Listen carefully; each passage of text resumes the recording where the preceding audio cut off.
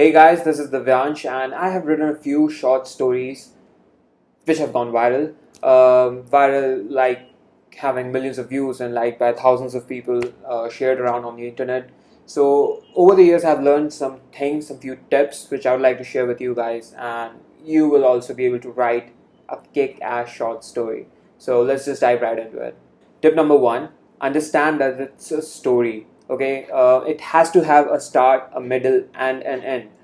Most of the people who are writing short stories, they get overwhelmed by the shorter format, by the less amount of words that they could write. So they completely throw out the structure, which is really bad. It's a journey that your readers have to go along in a short period. There has to be an exciting start, an intriguing middle, and a solid end. Remember that. Tip number two, the start has to draw your readers in. Okay, I use this technique where I keep the initial sentences very short so that the readers can move through them at a very quick pace, which also allows me to compress a lot of information in very short sentences. And it's kind of an intriguing start. Especially because I'm writing these stories online, the reader's attention span is very less. So if I start telling something like, okay, I was on a dinner date, and then I go on to describe the entire scene, how the lights were, how the candlelight was, how the food looked, how the waiters were dressed, how much fancy the restaurant was. The readers are really gonna lose interest as soon as they start reading. Definitely, an exciting start is something that you need. Keep the initial sentences short. Let the pace work its magic. Tip number three, setting is important, but do not lose your readers by going into the setting all out. Okay?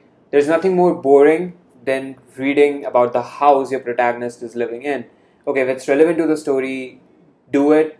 Other than that, just do it in one line, like it was an old colonial house, and move along. People can get an image in their head.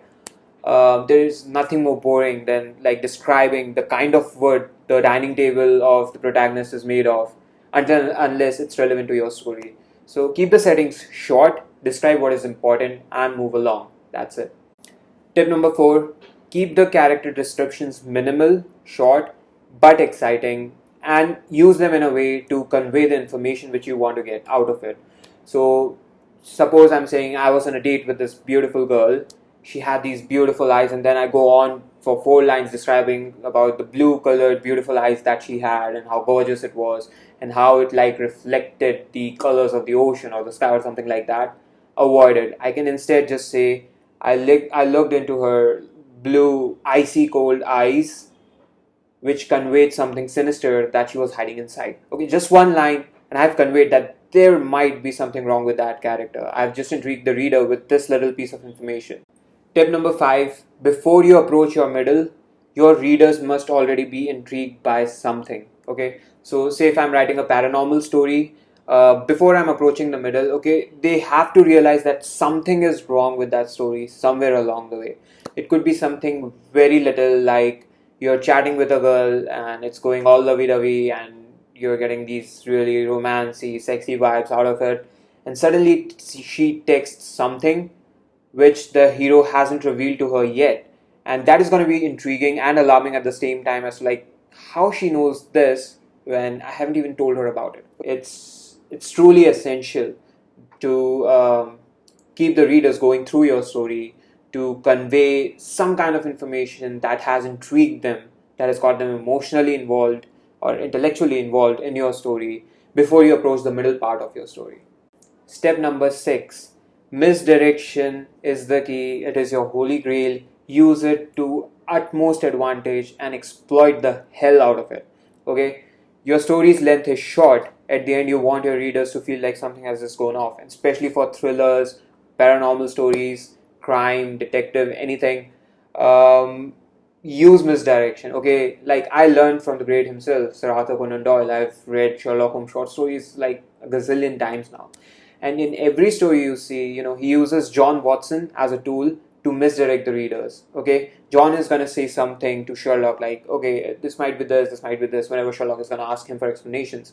And in a way, the readers are pulled along on John's train of thoughts, as to how he must be thinking, and you are gonna think, okay, yeah, this might just be right, okay, this might just go along this way, until and unless Sherlock says something really off, and it turns out it's just a clever misdirection, and the reality was something entirely different. Use misdirection. It's the core of your short story, especially for writers like me who are writing paranormals or thrillers, detective fiction, stuff like that. It's the heart of your story, and it is something that at the end the readers may just go, what the hell just happened? Step number 7: edit, edit, edit, edit, edit. If you're not editing it yourself, get someone who's good at it, a friend or someone else on the internet. Edit your story. There is nothing in flowery languages.